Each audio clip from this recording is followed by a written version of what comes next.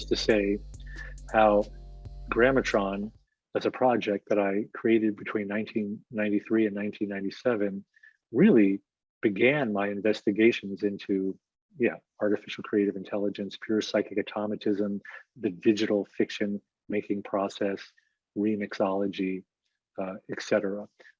Lots of other ideas there on the margins too that are, that I discuss in some of my more experimental theory books.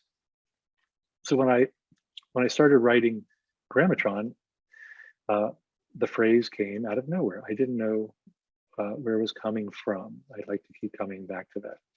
And it was the opening words, which were interfacing, she said, and then talking about a machine, a writing machine. And then the relationship between écriture, which is, of course, the French for writing, and a creature. And so, and then going back, this is in Grammatron, after saying that, it then says écriture, a creature, a writing machine. And then the first character, you might say, or persona, or ACI, I now say 30 years later, artificial creative intelligence, in that particular story was Abe Golem, right? Abe Golem, who was really kind of looking out into a lot of looking words, a lot of seeing words make themselves present in especially at the beginning of Grammatron, including the phrase seeing form, seeing-form. Abe Golem, of course, is playing off Abe, as in Abraham in the Bible, and Golem, the Golem myth, which was part of the Kabbalah. And the idea of the recombinatory potential of all the letters to create a world, right? Letters somehow remixing to create a world. And this is now, of course, something that's pretty prominent in a lot of scientific research into AI and creativity. There's something called computational creativity. There's something called creative AI. There's another thing called recombinatorial creativity. I tend, of course, being an artist and a very experimental one at that, not to focus as much on the scientific, although I address it in the book because I think it's very interesting. In Grammatron, you see the seed for what becomes artificial creative intelligence, but also this, let's call it this desire to not explain it, but to play it out in narrative form. And in this case, very experimental, multimedia, hypertextual narrative form. So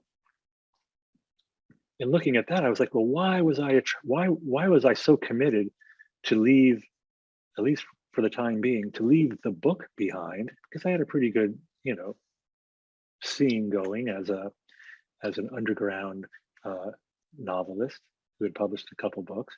Why was I so keen on getting connected or reconnected with the technology in a different way to explore narrative form? Narrative form as seeing form, as ACI, and these other issues you had mentioned, like remixology, or the fact that Grammatron's investigation of the figure, the persona as a writing machine, relates very much to what I'm doing now. So it's you're absolutely right. It's totally there, and I realized that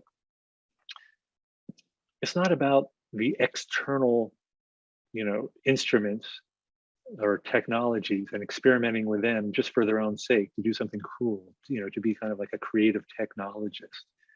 That's never been really what I'm interested in.